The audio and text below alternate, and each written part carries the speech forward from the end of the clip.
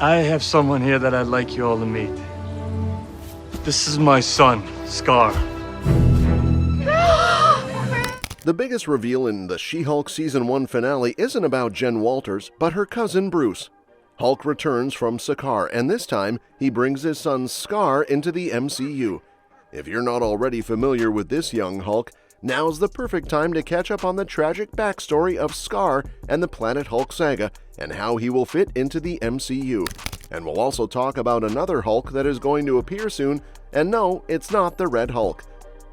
But before diving into all that, let's talk about Skaar's look in She-Hulk Attorney at Law. The reaction to his reveal was pretty muted for a couple of reasons.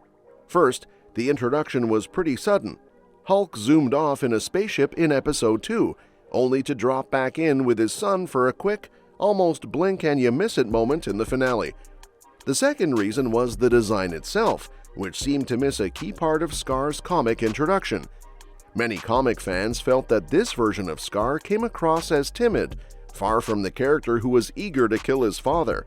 However, a newly released piece of concept art might have resolved at least part of this issue, showing a more fitting version of the character. Artist Konstantin Sekaris shared his concept for Skaar on Instagram. Fans got a glimpse of what could have been, and it was a lot closer to the character's comic book appearance. Anyway, She-Hulk Attorney at Law opened up a whole new direction for the MCU, a doorway to exploring the rich family of Hulk characters from the comics. Skaar's debut in What If Planet Hulk marked a fascinating reimagining of the iconic Planet Hulk storyline, adding layers to the Hulk's mythos and introducing his son as a major character. This alternative take on the Planet Hulk saga laid the foundation for Skaar's pivotal role in the larger Hulk-related narratives that followed. His character became a central figure in the World War Hulk storyline, and soon after, he got his own series, Skaar Son of Hulk. In the comics, Skaar's backstory is as complex as it is tragic.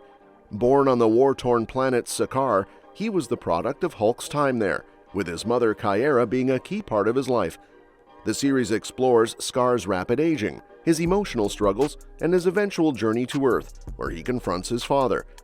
With the potential for such a fierce and emotionally charged relationship between father and son, Skaar is positioned to be an incredibly compelling character in the MCU, especially given his connections to Hulk's past and his personal ambitions. Skaar is the son of Hulk and Caiera Oldstrong, who belonged to the Shadow People on Skaar. The Planet Hulk storyline wraps up when the shuttle that brought Hulk to Skaar blows up, taking out a whole city and killing Caiera in the process. Before she dies, though, she uses a special magic to protect her unborn child by wrapping him in a cocoon, from which Skaar eventually emerges as a young boy. Skaar grows up fast, becoming a full-grown adult within a year. He quickly learns to be a fierce warrior. His lineage gives him respect among the Shadow People, as Hulk had become their prophesied savior, and Caiera was one of the few with the powerful Old Power.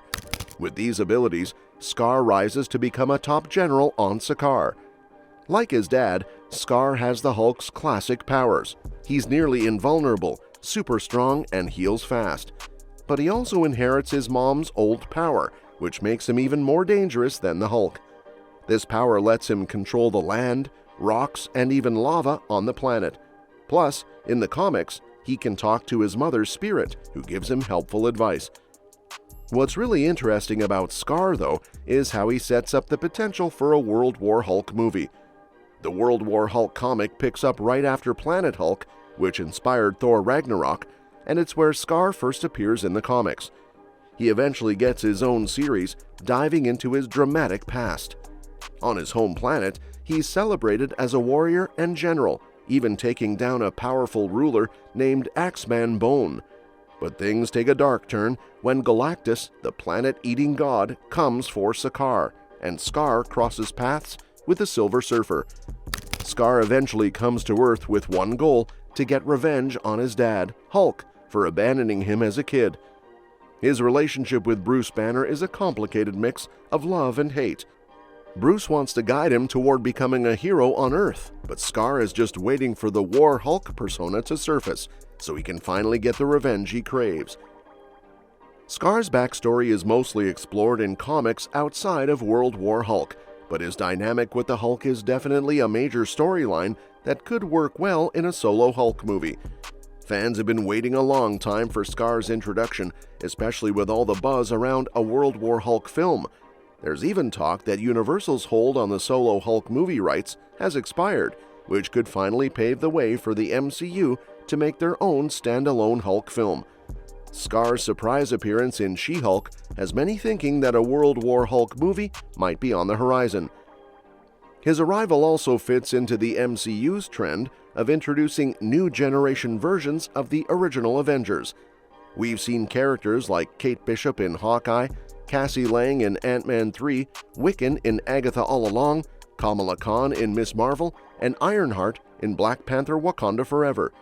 Since Skaar seemed to be on good terms with Hulk in the MCU, his arc could take a different path than in the comics, possibly positioning him as a counterpart to Hulk in a Young Avengers movie or series. Beside this, Vision Quest could bring in the fifth Hulk. A major development for the series is the return of James Spader's Ultron, despite the villain's apparent demise in Age of Ultron. Now, if you remember, Ultron didn't work alone in creating Vision. He had Dr. Helen Cho's help. Helen, who was last seen working at the Avengers compound, hasn't played a major role in the MCU since. Ultron's return in Vision Quest could bring a reason for Helen to reappear in the MCU. Since she helped co-create Vision, her involvement could also be key to introducing the MCU's fifth Hulk. Helen Cho had a son named Amadeus Cho in the comics. The boy was seen as a genius very early on in his life and would eventually be targeted for his intellect. In an attempt to get rid of Amadeus, Helen and her husband were killed instead, leaving their son to fend for himself. He met Bruce Banner on his journey, and the two connected over being cursed geniuses of sorts. At one point in the comics, Banner's Hulk was stuck with a dangerous amount of new radiation, and Amadeus helped him recover by absorbing some of his powers. Now with Hulk physiology, Amadeus operated under the name Brawn. He possessed the classic Hulk dual persona and learned to control it over time.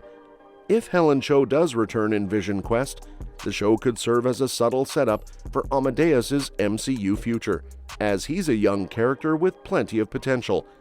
The character doesn't have to be shown or mentioned outright in Vision Quest, as it probably wouldn't make much sense, but any allusion to Helen's family or children would be enough to confirm Amadeus's existence in the MCU.